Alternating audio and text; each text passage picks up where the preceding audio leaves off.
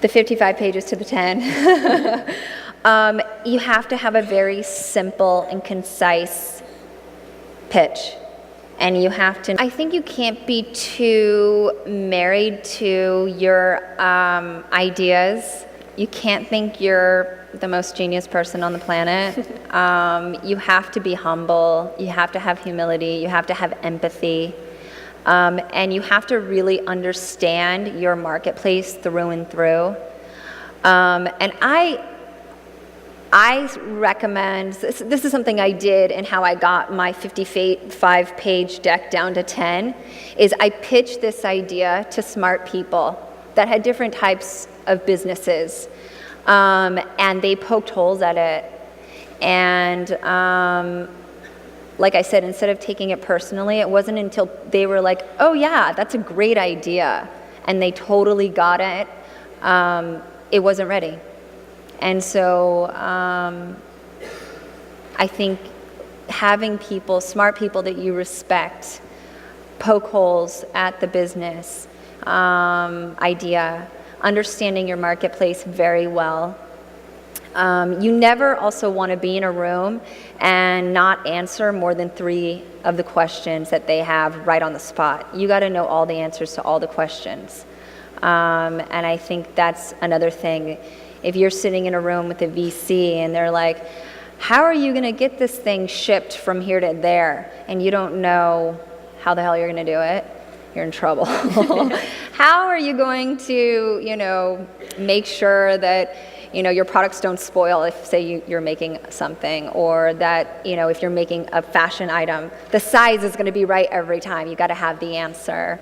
And what are you going to do if, your website gets hacked and that happens, and you have to have, the answers. So I think let people poke holes, be malleable, take the criticism as, constructive criticism, and get your elevator pitch down, and just keep going at it.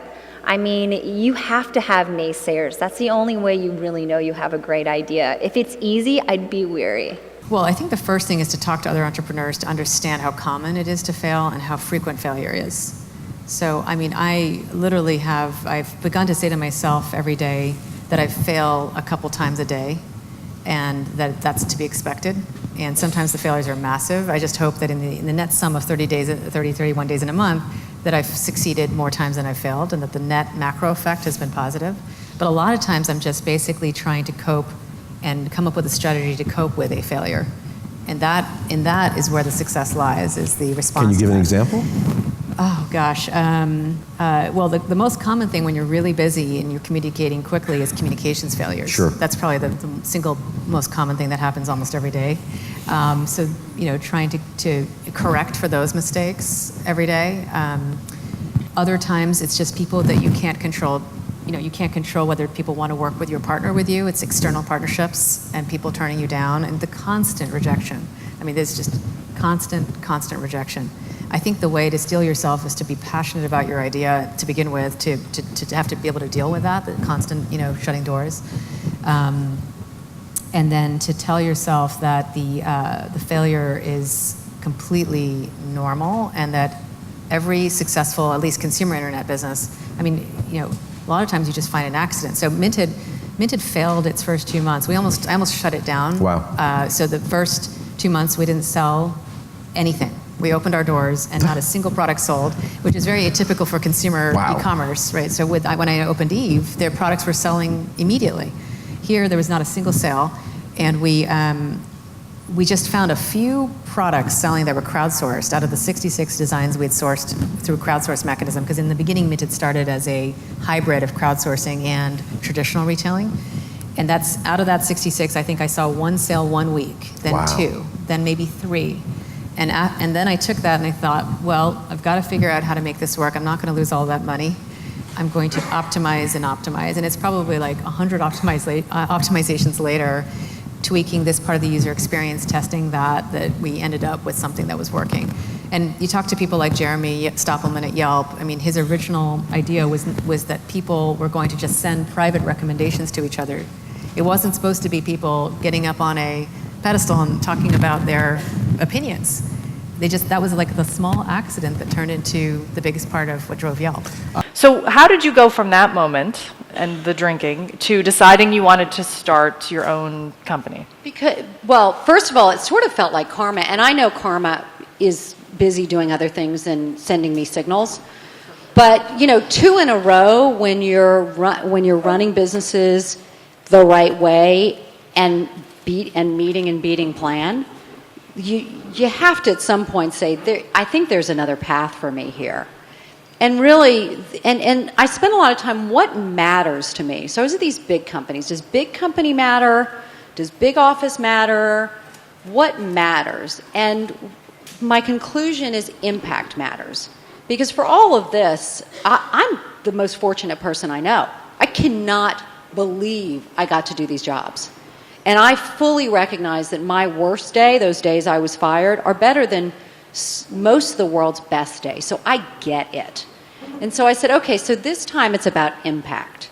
And the way I got to Ellevest was not, now I want to be an entrepreneur, but rather one morning I had the insight that the putting on mascara, of course, that the retirement savings crisis is actually a female crisis. And that women live 6 to 8 years longer than men. We're 80 to 85% of nursing home residents. And we retire with 2/3 the money of men. Some of it because we make less, some of it because we work fewer years, but some of it because we don't invest as much. If we fix those things, we not only solve, in good part, the retirement crisis, but we grow the economy at the same time, which is really amazing, because you don't think of solving that and growing the economy. And the one that I could have impact on was the gender investing gap. As one of the few senior women on Wall Street, and one who was willing to take a risk, I could. Now, but first I went to all sort of the senior guys at the big banks and said, I'm not an entrepreneur, why don't you do this? And got a lot back of, well, don't their husbands manage their money for them? And so said, well, you know what? If you want to change something, you got to change it yourself. And so it wasn't I wanted to be an entrepreneur, it's that I want to make an impact. And this, I think, now more than ever, I think you can have more impact as an entrepreneur than you can at a big company these days. So what is the first thing you did? Did you think about, so you thought to yourself, I'm going to tackle this problem. Did you decide you were going to build an app? Did you design an algorithm? Did you look for a quant to help you? I mean, what's the first thing you do? The first thing I did, so a number of these that tend to start with the technology first, which is important, but the finance also has to be first. And I knew that we needed to make real changes in how we engaged with women. Otherwise, why isn't, it's not working already. So I took a year to find a chief investment officer who had enough experience but enough creativity that the two of us could work together and bring out a product that was different enough, really co-creating it with women, so that it would appeal to women. So it was doing that, and then finding a co-founder who had a financial technology background, since I don't, and finding a lead designer who had helped lead the redesign of Vogue.com so that we have a site women felt comfortable with. Finding a product manager who came from Weight Watchers, so we know something about women and behavior change. But nobody I'd worked with in my prior job, but individuals who came from very different backgrounds, because I can't talk the diversity talk around gender on Wall Street and then leave it behind and just have some of my squad try to fix this, but really, who are those people we can find that come at it in such different ways that we can build something that no one's seen before? Was it hard to get people to understand what you're trying to do? Was that a long conversation, or did people get it immediately? I think it depends on the person. Mm-hmm. I mean, I sat down with one CTO and he's like, no. I sat down with one individual and she says she had chills. That the idea that her grandmother had suffered financially in the course of her life, and that the idea of being able to spend her life to do something to help other women, she said, just sign me up to it. So I think it depends on the person, but it's a business, make no mistake, but it's as mission-driven an undertaking as it exists out there today, in a commercial form.